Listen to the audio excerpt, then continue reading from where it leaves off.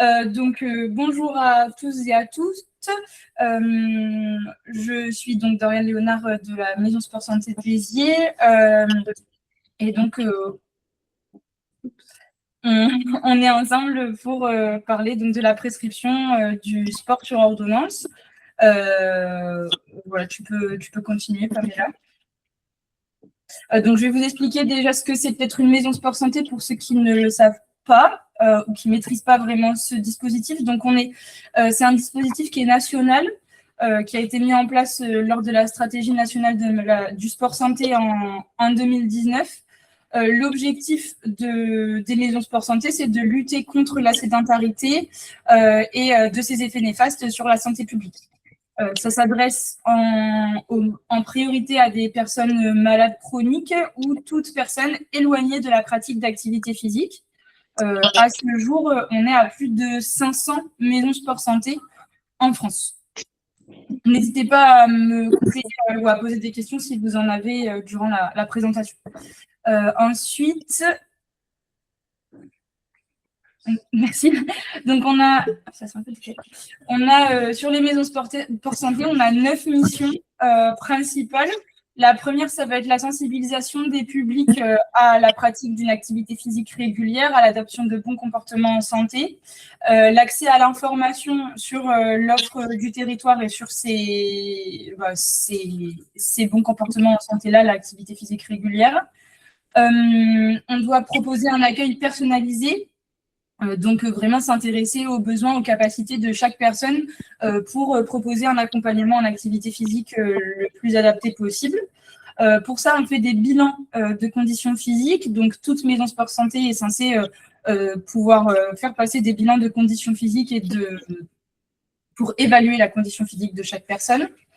On peut orienter aussi les personnes vers une pratique d'activité physique, que ce soit en interne à la maison sport santé si la maison sport santé porte des programmes d'activité physique, ou alors vers l'extérieur en ayant connaissance de l'offre sur le territoire, en activité physique également. L'accompagnement, c'est le déroulé. C'est pas fini, pardon, je n'ai pas terminé. L'accompagnement, c'est tout le déroulé de l'accueil de la personne jusqu'à son orientation vers une activité physique pérenne. Donc, on accompagne vraiment la personne de A à Z pour une reprise d'activité physique régulière.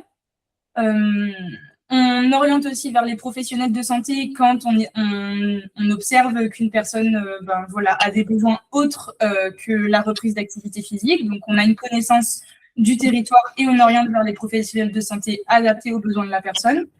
Notre rôle, parmi nos missions, on a aussi la sensibilisation et la formation des professionnels de santé sur les bonnes pratiques de l'activité physique. Et ensuite, enfin, on a la mise en réseau des acteurs de santé sur l'activité physique et la santé en général pour l'adoption de bons comportements des publics. Donc, nous, la maison sport santé de sport passion, ça se décline en différentes activités. Donc, on va avoir des locaux où on accueille du public sur des clubs en activité physique adaptée. Donc, un club, c'est vraiment une personne vient et prend une cotisation à l'année et elle fait de l'activité physique. On a un programme que je vais vous détailler qui s'appelle le programme Bouger sur ordonnance pour faciliter la reprise d'activité physique. On propose également du pilates, du tai chi. On a vraiment plein d'activités différentes au sein des locaux de la Maison Sport Santé à Béziers. Ensuite, on travaille aussi sous forme de prestation de services. Donc, on va se déplacer dans les établissements, notamment les établissements médico-sociaux comme les femmes, EAM, tout ce qui va accueillir du public en situation de handicap.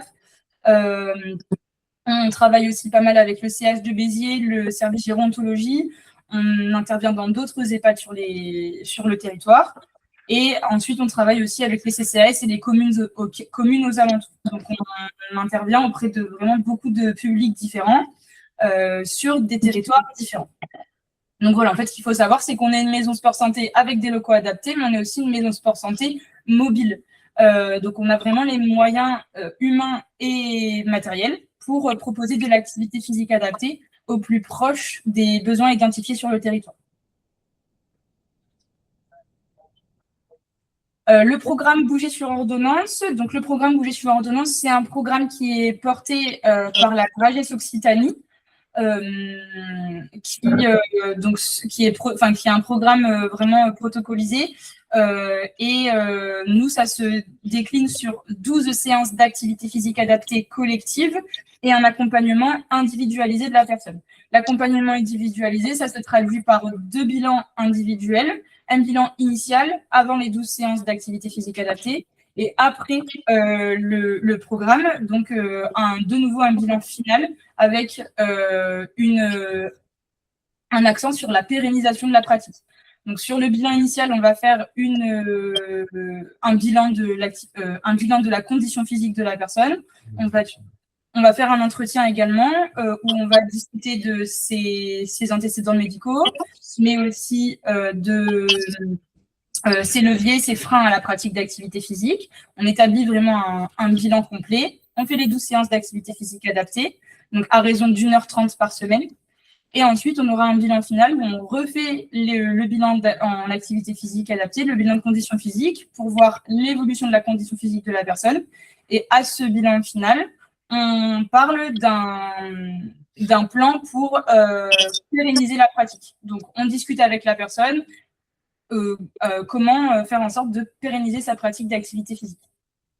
Peut-être pour compléter, sur le bouger sous ordonnance, c'est vraiment un protocole qui est standardisé, avec des évaluations aussi qui sont validées par la Drages et par l'ONAPS, parce qu'on remonte ces informations dans c'est vraiment un programme passerelle qui va prendre appui sur les maisons sport santé et qui va permettre à des gens éloignés de la pratique de pouvoir venir, puisque c'est gratuit, alors sur prescription médicale. Donc, on a besoin aussi de la validation médicale pour pouvoir intégrer ce programme-là et qui va pouvoir justement permettre, et les résultats le montrent, de pouvoir réintégrer une pratique plus régulière le reste à l'issue de se bouger sur ordonnance.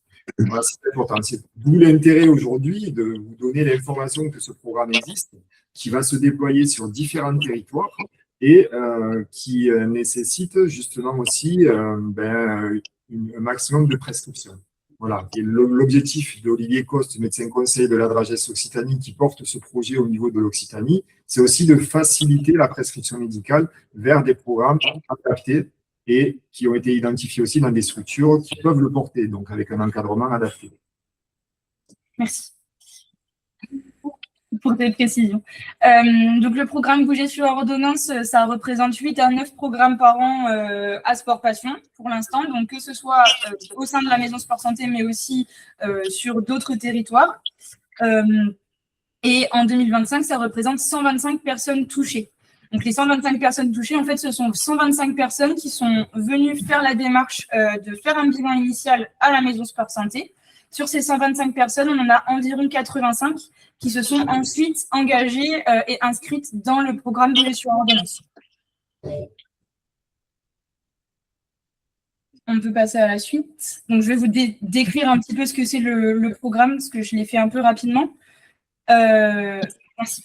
Donc, le programme Bouger sur ordonnance, ça se passe en plusieurs étapes. La première étape, on est sur une prise de contact. La prise de contact, c'est soit la personne, donc le patient ou la patiente, vient directement à la Maison Sport Santé pour se renseigner, ou alors c'est une prescription médicale de la part du médecin pour venir, une orientation en fait directement vers la Maison Sport Santé. À partir de là, on prend un rendez-vous. Ce rendez-vous, donc, c'est l'objet du bilan initial, la deuxième étape. Donc, ce que je vous disais, l'entretien d'1 heure où on va discuter avec la personne et évaluer sa condition physique. Troisième étape, les 12 séances d'activité physique adaptée à raison d'1h30 par semaine. Donc, c'est environ 3 mois d'activité physique adaptée régulière. Et on a parfois des séances d'éducation à la santé qui viennent compléter ces séances d'activité physique adaptée. Quatrième étape, le bilan final. Donc, on a ce deuxième bilan qui est le même que le premier. On ajoute seulement cette dimension de pérennisation de la pratique. Comment on va faire pour que la personne, elle s'intègre dans une pratique régulière d'activité physique? Oui, l'orientation, voilà. Et enfin, la dernière étape, c'est le bilan post-programme. Donc là, ça se passe au téléphone. Nous appelons la personne concernée 3 à 6 mois après son bilan final. et pour en fait établir un petit peu, voilà, savoir quelle est vraiment sa pratique d'activité physique 3 à 6 mois après le programme, pour voir si le programme il a été en effet efficace. Ils ont maintenu une pratique régulière, voilà, pour forcément valider tout l'accompagnement précédent. Voilà. Oui, on peut continuer. Voilà, c'est ça. Donc là, la question qu'on s'est posée aujourd'hui, c'est la prescription médicale, comment et pourquoi. Donc j'en ai pas pour très longtemps, ça va aller assez vite. La première question, c'est comment. Donc c'est la prochaine slide. C'est une démarche qui est très simple. En fait, à partir du moment où vous vous orientez vers une maison sport santé, vous l'avez vu avec les différentes missions qu'on porte, nous, on est largement en capacité de pouvoir savoir quel type d'activité physique, comment la personne elle va pouvoir reprendre une activité physique. Donc, on n'a pas besoin d'avoir un nombre de séances, une intensité d'activité physique, etc. Nous, il faut vraiment qu'on connaisse surtout les contre-indications que la personne présente si elle en présente. Si la personne ne peut pas dépasser un certain seuil sur de l'activité physique ou s'il y a des mouvements absolument à proscrire, ça, nous avons besoin de le savoir. Pour le reste, le fait d'avoir un bilan détaillé, ça nous permet de proposer ensuite un accompagnement très adapté derrière. Donc, la prescription, elle se fait par le médecin. Elle peut aussi se faire par infirmier ou infirmière en pratique avancée. Les kinésithérapeutes peuvent aussi renouveler une prescription. Donc voilà, il n'y a pas que le médecin, même si c'est le principal en général qui prescrit, mais sachez qu'il n'y a pas que le médecin qui peut prescrire. Après, l'orientation vers une maison sport santé, elle peut se faire évidemment par tout le monde. Il faut savoir il faut savoir ce qui est important, c'est que le certificat médical de non-contre-indication à la pratique d'activité physique, il est obligatoire pour tout type d'activité physique, que ce soit de l'activité physique adaptée ou que ce soit de l'activité physique. On a besoin d'un certificat médical de non-contre-indication. Donc sur la prochaine slide, je vous ai mis le document avec lequel nous on travaille. Donc s'il y en a qui sont intéressés, on peut vous le faire passer sans problème. Donc là, on retrouve les informations dont nous on a besoin, le diagnostic avec les pathologies et les antécédents, et puis les vigilances à avoir sur la pratique de la personne. On n'a pas besoin de plus. C'est une version qui a été simplifiée avec les années pour s'adapter aussi aux contraintes des médecins qui n'ont pas forcément le temps aussi nécessaire de tout détailler. Et ce n'est pas forcément le plus utile. Comme elle a bien souligné Dorian, l'information pour nous, c'est vraiment d'avoir un cadre. Est-ce qu'il y a un protocole de sécurité? Voilà, par exemple, s'il y a un diabète, si à un moment donné, il y a une incidence importante sur l'accompagnement de l'activité physique adaptée, ça, il faut qu'on soit au courant, même si au cours de l'échange, souvent, ce sont les patients eux-mêmes qui nous informent de tout ça. La prescription médicale, l'accompagnement médical assure une observance beaucoup plus importante de toute évidence aussi. Donc, c'est pour ça que le rôle du médecin traitant reste quand même une pièce centrale dans l'accompagnement de ces patients, et y compris au sein des maisons. Et enfin, la deuxième question, c'était pourquoi prescrire? Pour déjà faire rentrer les personnes dans un parcours de reprise d'activité physique, donc toutes les personnes qui en sont éloignées en raison d'une pathologie ou pour d'autres raisons, c'est une entrée donc vers dans la maison sport santé pour une reprise d'activité physique. On favorise évidemment l'adoption de bons comportements, de comportements en santé. À partir du moment où vous prescrivez ou en tout cas vous orientez quelqu'un vers une maison sport santé, très souvent, il y a un bilan en APA qui est proposé derrière. Donc, la personne, elle va venir au moins faire un bilan en activité physique adaptée. Et ensuite, suite à ce bilan, on envisage une orientation, soit interne à la maison sport santé, soit externe si la personne n'a pas besoin elle n'a pas de besoin particulier. Donc, ça s'adresse vraiment, comme je vous l'ai dit tout à l'heure, aux personnes malades chroniques, aux personnes atteintes d'affection longue durée, ou alors des personnes qui sont tout simplement éloignées de la pratique d'une activité physique et qui ont besoin de reprendre. Et on en a terminé. Merci beaucoup. Donc, je laisse la parole à Thibaut maintenant. Est-ce que je te partage également ou est-ce que tu arrives à partager? Je ne vois pas de plus loin pour pouvoir partager mon écran, il me semble. Donc, si tu peux le partager, ce serait parfait. Allez. Ouais.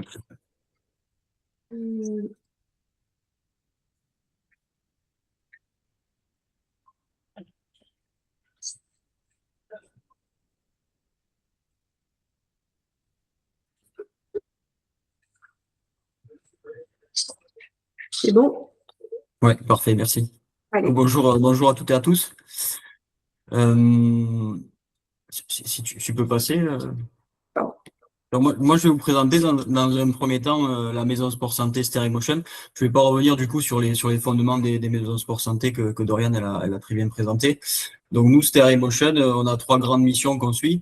Donc c'est un lieu d'accueil, d'information et d'orientation des publics dans leur programme d'activité physique. Donc, ça passe par des entretiens, on identifie des besoins et des attentes, et on va communiquer à l'issue de ça des offres d'activité physique et d'activité physique adaptées qui sont présentes sur le territoire via notre base de données ou alors des plateformes avec lesquelles on travaille, notamment Activici, qui est très bien faite et qui recense pas mal d'éléments. Dans un second temps, donc c'est un lieu de réalisation des bilans. On réalise donc des entretiens motivationnels, des analyses impédance-métrie, des bilans de la condition physique et des différents questionnaires psychosociaux. Et ensuite, c'est un lieu d'exercice de l'activité physique et de l'activité physique adaptée. Donc, ça passe par des programmes spécifiques, personnalisés.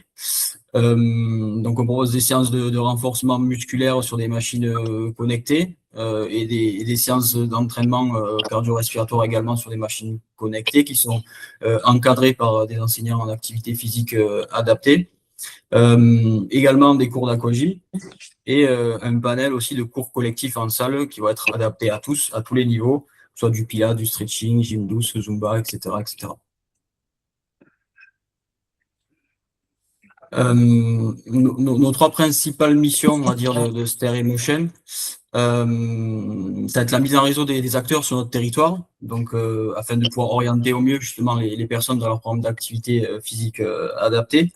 Donc, ça s'est passé par des actions qu'on a menées, notamment des réunions d'information à destination des associations sportives du territoire. La coordination aussi de co-création de projets et de programmes d'activité physique adaptés avec des établissements de santé, et l'organisation aussi d'événements de type soirée sport santé pour justement regrouper et mettre en réseau tous les acteurs du sport santé du territoire. Notre deuxième mission, c'est d'informer sur les offres existantes, c'est-à-dire la diffusion auprès de chaque usager au quotidien des différentes activités qui se passent sur le territoire, et l'orientation aussi de ces usagers, notamment des fois vers d'autres maisons sport santé en France, le cas de curistes qui suivent des programmes d'activité physique adaptée durant leur cure et qui, pour pérenniser ça, continuent quand ils rentrent chez eux. Et enfin, notre troisième mission, c'est de pouvoir sensibiliser et informer sur le bienfait de l'activité physique au quotidien, dans ce qu'on fait lors de la prise en charge. Lors également aussi des encadrements de séances d'activité physique adaptées, lors d'actions qu'on peut mener annuellement de prévention ou de sensibilisation à la pratique de l'activité physique. Alors, le parcours de prise en charge chez Stereomotion, il commence par un entretien initial qui va permettre d'identifier justement les besoins, les souhaits et les attentes de la personne. Dans un second temps, on va orienter la personne. Alors, il se peut qu'on oriente la personne vers un professionnel de santé. Si par exemple, il y a des questionnements au sujet d'une ALD, de maladie chronique ou d'une telle incapacité. Vers une structure sportive également, si la personne elle est en capacité de suivre une activité physique de manière autonome, et vers aussi Stereomotion, donc du coup une prise en charge interne, on va dire, pour les personnes qui ont besoin d'une activité physique adaptée et encadrée par des enseignants d'activité physique adaptée. Dans la troisième étape, c'est le bilan sport santé initial qui reprend tous les éléments que je vous ai dit tout à l'heure et qui permet justement de pouvoir communiquer avec le professionnel adresseur, le professionnel de santé adresseur s'il y en a un. Et nous, on travaille avec la plateforme Gouv qui permet justement d'interagir avec tous les professionnels et de pouvoir communiquer tous les bilans que l'on fait. Et ensuite, donc, du coup, il y a la pratique de l'activité physique et de l'activité physique adaptée, ce que je vous ai dit à peu près tout à l'heure. Et ensuite, toutes les 5 à 8 semaines, un bilan de sport santé, de suivi, qui va permettre donc d'évaluer les progrès, de pouvoir réajuster les programmes d'activité physique adaptée et de pouvoir aussi remotiver les personnes. Et tous ces éléments sont communiqués vers les professionnels de santé via notre plateforme Gouv, laquelle on utilise. Pour quelques chiffres pour 2025, donc on a pu toucher pas mal de personnes. On a pu prendre en charge 493 personnes au sein de la maison sport santé, avec autant de bilans initiaux réalisés. Et on a pu toucher aussi de manière informative d'autres personnes, notamment lors des événements auxquels on a pu participer. Donc pour attacher à la thématique d'aujourd'hui, le sport sur ordonnance, pour qui? Donc, c'est assez large. Donc, on va dire pour une grande partie de votre patientèle. Au niveau de la population générale, ça va concerner les personnes dans le questionnaire. Alors, peut-être que vous connaissez pas, mais le questionnaire d'activité physique adapté pour tous, donc qui comprend au minimum une réponse positive sur les 7 questions posées. Et pour ceux qui ne connaissent pas ce dispositif, c'est ce qui est venu remplacer le certificat médical qui était auparavant en vigueur pour de l'activité physique classique. Alors rapidement, pour poser un peu le cadre, il y a 4 niveaux d'activité physique. Alors le niveau 1, je ne vais pas trop en parler. Nous, ce qui nous intéresse pour les maisons de sport santé et ce qui est le cœur de métier, on va dire, c'est le niveau 2, l'activité physique adaptée, qui est dirigée pour des patients dont l'état de santé il va justifier d'une prise en charge encadrée en activité physique adaptée. Et ensuite, le niveau 3 et 4, qui lui est plus axé sur des personnes qui doivent être aptes médicalement, mais qui sont inactifs et qui sont éloignés de l'activité physique. Donc, on va se concentrer sur le niveau 2 pour pouvoir aborder l'activité physique adaptée et la prescription d'activité physique adaptée. Donc, qui ça concerne? Il y a 3 profils de patients. Donc, il y a les personnes qui sont atteintes d'affections longue durée, que ce soit de diabète, les cancers, les maladies cardiovasculaires, les maladies neurologiques, les maladies respiratoires. Il y a aussi les personnes, donc le deuxième type de profil, ça va être les personnes qui souffrent d'une maladie chronique ou qui présentent des facteurs de risque, notamment les maladies chroniques avec retentissement quotidien, les facteurs de risque majeurs, type surpoids, obésité, hypertension, etc. Et enfin, le troisième profil, ça va être les personnes qui sont en situation de perte d'autonomie ou de handicap, où là c'est assez large. Ça va être par exemple les bénéficiaires de l'allocation personnalisée d'autonomie pour les seniors ou d'une aide à domicile, les titulaires donc de la carte mobilité inclusion, et également les personnes âgées qui présentent lors d'un dépistage des risques de fragilité ou de chute qui sont assez importants. Pour la prescription d'activité physique adaptée, à noter que l'activité physique adaptée, elle bénéficie pas d'aujourd'hui d'un remboursement par l'assurance maladie. Donc, il existe quelques dispositifs qui sont financés, par exemple, par certaines ARS, les collectivités territoriales ou par les mutuelles. Et c'est vrai que là, aujourd'hui, il n'y a pas de prise en charge sécurité sociale pour l'activité physique adaptée. Alors, dernièrement, il y a eu une évolution réglementaire qui permet, depuis le 4 mars 2026, de pouvoir prendre en charge certaines séances d'activité physique adaptée pour des patients qui sont en situation d'obésité. Mais voilà, c'est pas encore bien développé, mais en tout cas, c'est rentré en vigueur. Merci. Alors, pour se focaliser du coup sur l'activité physique adaptée, donc qui peut prescrire et qui peut encadrer dans la prescription de l'activité physique adaptée. Donc, ça a un peu été abordé par Dorian tout à l'heure, mais c'est vrai que c'est tous les médecins généralistes, les spécialistes, les infirmiers dans la pratique avancée depuis 2025, et les masseurs et kinésithérapeutes qui, eux, peuvent prescrire, peuvent adapter une prescription médicale d'APA ou renouveler cette prescription. Mais au-delà de ces professions, ce qui est important de noter, c'est que tout professionnel de santé a la possibilité d'orienter justement les patients vers les maisons sport santé. Pour ce qui est de l'encadrement des séances d'activité physique adaptée, donc là je vous ai fait un listing des personnes qui étaient à même de pouvoir les encadrer, mais il faut surtout retenir que c'est l'enseignant APA qui quand même son cœur de métier, c'est l'activité physique adaptée, qui est le mieux placé justement pour prendre en charge ces types de patients et qui sera le mieux placé aussi pour vous accompagner et pour accompagner les professionnels de santé, notamment pour l'orientation des patients et pour la communication tout au long du programme d'activité physique adaptée.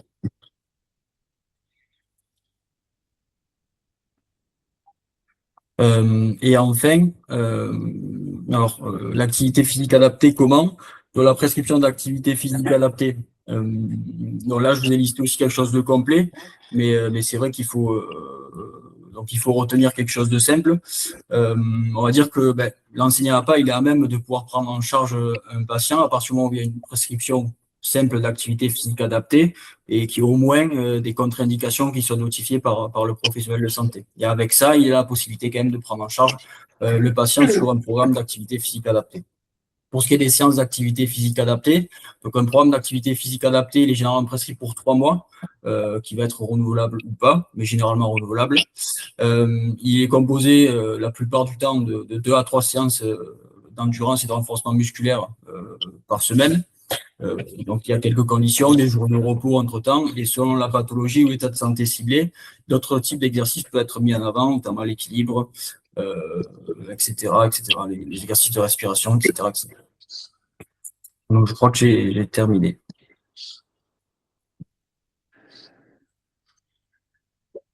Merci beaucoup.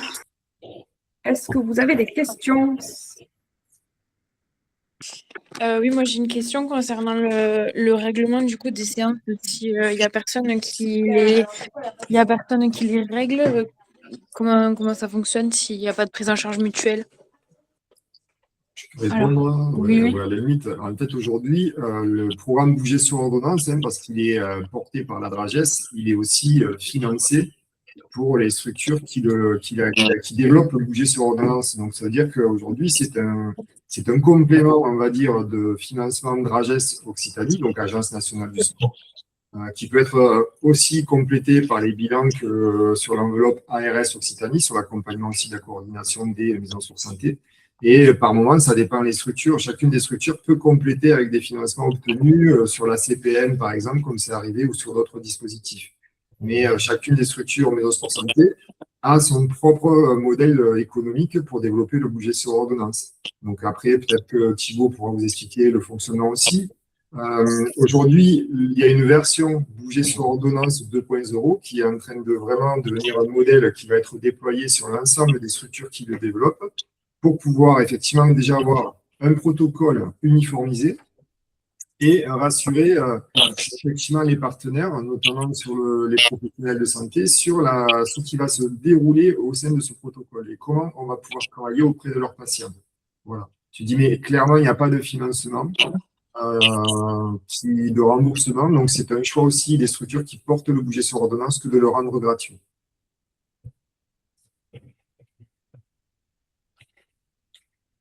Après, peut-être pour compléter, ce programme passerelle était nécessaire parce que le Bouger sur ordonnance permet une passerelle gratuite. On s'aperçoit que le côté économique n'est pas toujours un frein à l'ensemble des patients. Même les personnes qui ont les moyens de payer leur activité ne rentraient pas dans une démarche payante sur de l'activité physique adaptée parce qu'ils ne savaient pas ce que c'était. Le fait de pouvoir intégrer de manière gratuite le Bouger sur ordonnance ouvre la porte à une prise en charge associative ou privée, on va dire, de la pratique de leur activité physique, parce qu'ils ont pris conscience que ça pouvait être bon pour leur santé. Donc, c'est pour ça qu'il y a un enjeu aussi intéressant de déployer sur le territoire aussi de la CPTS notamment, ce type de programme.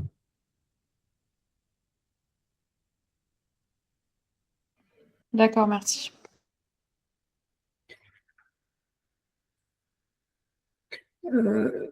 Dans les commentaires, il y avait des questions, notamment comment se passe le retour d'information vers le médecin prescripteur une fois que le patient a débuté le programme?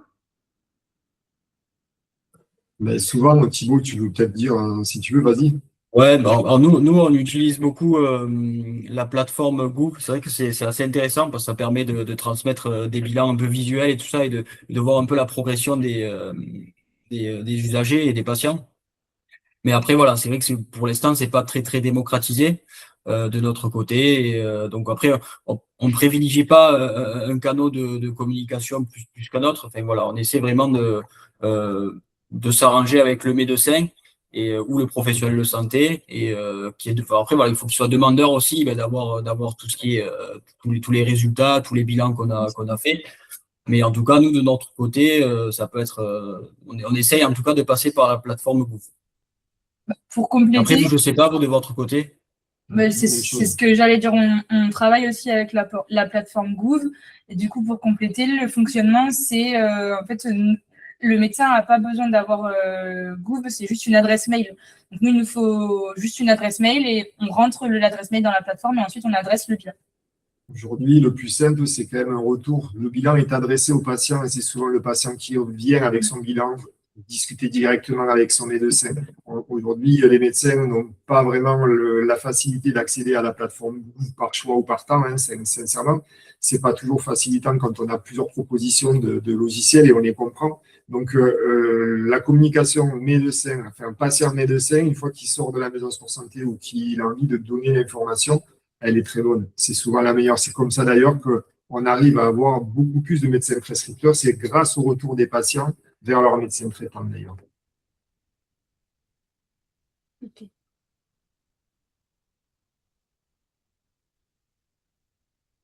D'autres questions, peut-être?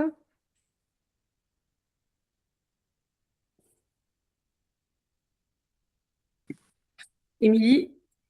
Je voulais juste rajouter que Pamela s'occupe de l'accès aux soins, donc la mission numéro 1 de la CPTS, et moi je m'occupe de la mission des parcours, la mission 2.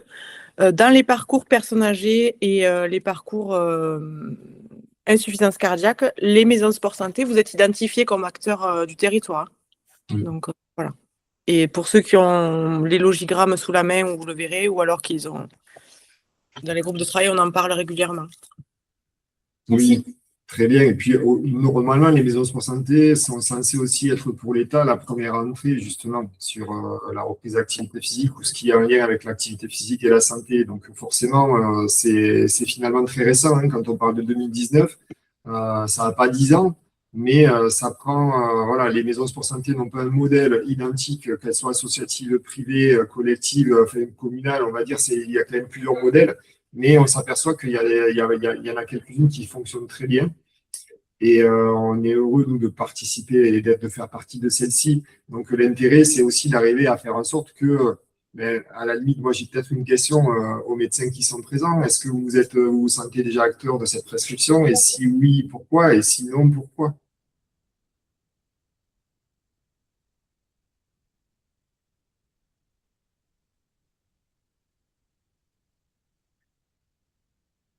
Le médecin veut répondre? Pas encore. Non, je n'ai pas fait beaucoup de prescriptions. Non, pas encore.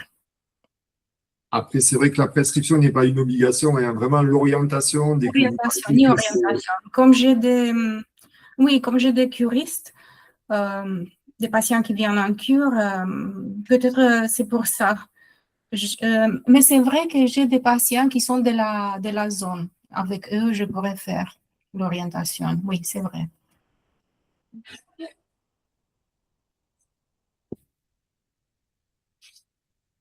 On ne vous entend pas. Oui, je crois qu'il a oublié de Il faut mettre son remettre le micro. micro. Les Mettez micros. pas le micro, monsieur Canon.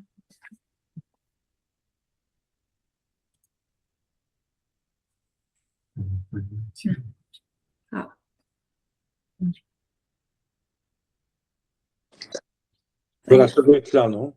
Oui. Non, j'ai fait 2 ou 3 prescriptions, mais je n'ai pas eu de retour. Donc, c'est un peu un abandon. Ouais.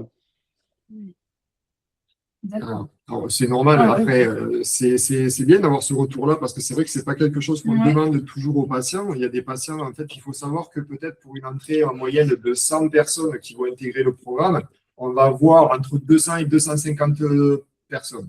On peut avoir pour 100 inclusions, pardon, on peut avoir 150 bilans à réaliser. Donc, il y a vraiment un entonnoir qui se crée et souvent, les raisons pour lesquelles les gens ne vont pas au bout de la démarche sont avant tout un état de santé qui est délétère, donc qui ne leur permet pas d'intégrer cette fluidité des 3 mois. Mais après, ça peut être aussi le lieu géographique, des difficultés économiques de déplacement ou autre. Donc ça peut être. Après, effectivement, normalement, le deuxième entretien et le troisième entretien a pour but de prendre les informations sur le retour, effectivement, au niveau médical et savoir si les résultats ont été partagés. Tant qu'on n'a pas, nous, la relation directe, même par le biais de Google avec les médecins traitants, c'est vrai que c'est plus compliqué d'influer sur les patients et les retours qu'ils ont envie de vous faire. Mais je vous encourage à ne pas hésiter à orienter vers les maisons sport santé sur votre territoire, parce que clairement, en fait, derrière, vous aurez des professionnels qui sont formés pour l'APA et qui vont pouvoir effectivement orienter plus facilement.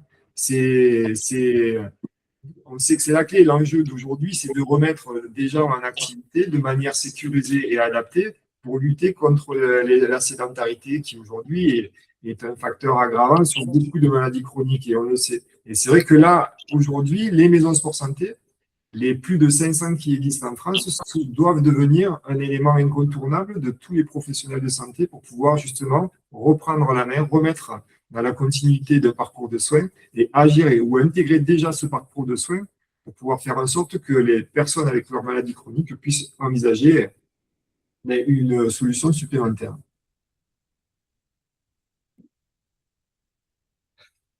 Donc, n'hésitez pas.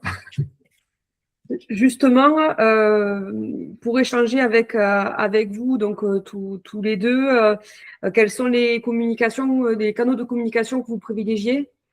Mail, téléphone? Très sincèrement, jusqu'à présent, on ne communiquait pas parce que le bouche à oreille faisait un effet très important et on avait des listes d'attente très importantes. Et donc, on ne pouvait pas se permettre d'avoir une grosse communication. Aujourd'hui, ça fait 5 ans, à peu près 4 ans et demi qu'on développe des programmes BSO et à l'époque, c'était un autre type de programme et un peu sur le même principe. Aujourd'hui, on sent qu'on a besoin quand même de pouvoir communiquer et on souhaiterait. On a noté, en tout cas à Béziers, qu'il n'y avait pas d'évolution de nombre de médecins prescripteurs. Donc, on avait toujours autant de médecins contributeurs, c'est-à-dire qu'une fois que les patients viennent les rencontrer, ils prescrivent. Ça, il n'y a pas de souci, il n'y a pas de réticence à signer le certificat médical, mais la démarche n'est pas médicale à l'origine du projet. Donc, il suffit que le patient, à un moment donné, arrive à rentrer dans la maison sur santé. Après, le premier chemin est fait. Après, en termes de communication, en dehors des plaquettes qu'on distribue de la main à la main et des informations de discussion, des rendez-vous qu'on passe avec les MSP ou avec directement les cabinets médicaux, il n'y a pas grand-chose. Par contre, je suis convaincu que ce qui est en train de se passer maintenant sur ce type de webinaire, c'est le plus efficace. Voilà, parce qu'en peu de temps, en partenariat avec cette collaboration Maison Sport Santé, CPTS et l'ensemble des professionnels de santé qui peuvent composer ces institutions, mais je pense que la communication, elle sera beaucoup plus rapide et efficace pour vos patients. Je termine juste après, je te laisse la parole Thibaut. Ouais. Je vous ai mis dans le chat notre adresse mail et 2 numéros de téléphone. Ça ira très bien pour les prescriptions. Nous, du coup, pour la communication, on mise quand même beaucoup sur des événements sur lesquels on intervient pour sensibiliser à la pratique de l'activité physique, etc. Bon, on participe, nous, tout ce qui est événements territoriaux, le Téléthon, la Semaine Bleue, enfin voilà. On met en place pas mal d'événements pour pouvoir communiquer et permettre aussi aux personnes de faire connaître ce dispositif. Et qu'ils puissent mettre le pied à l'étrier, on va dire.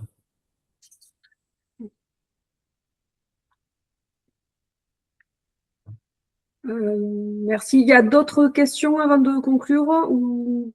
Moi, j'avais une petite précision peut-être à donner par rapport à ce qu'on disait sur le paiement, enfin le remboursement de l'activité physique. Donc, comme Thibaut l'a très bien dit, il n'y a pas de remboursement de la part de la CPAM. Par contre, les mutuelles, certaines mutuelles peuvent rembourser.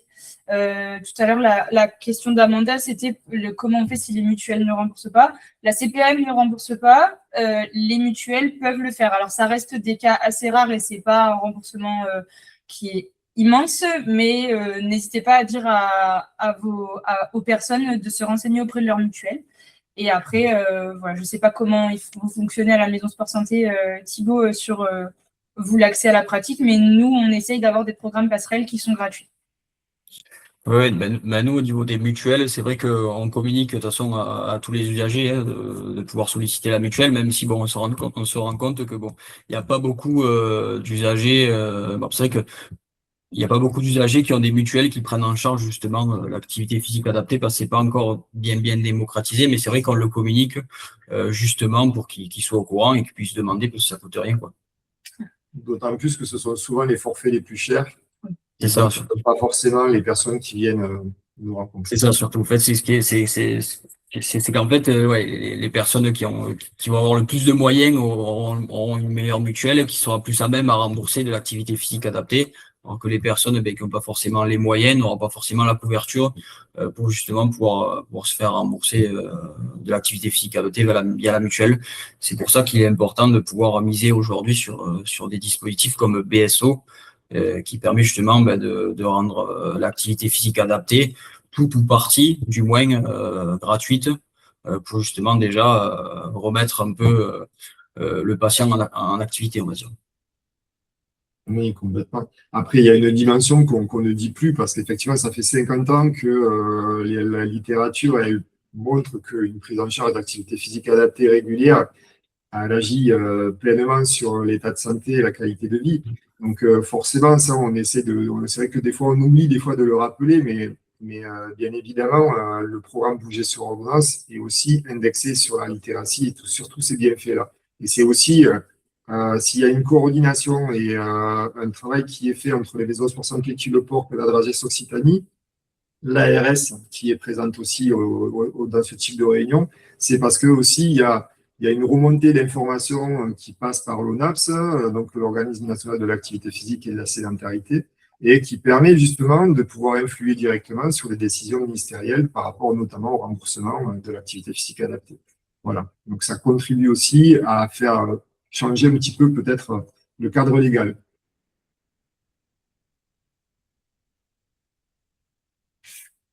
Merci beaucoup. S'il n'y a pas d'autres questions, on peut clôturer ce webinaire. On est pile à l'heure. Donc, je remercie nos deux intervenants pour ces échanges assez concrets. Le lien de replay du webinaire sera envoyé par mail.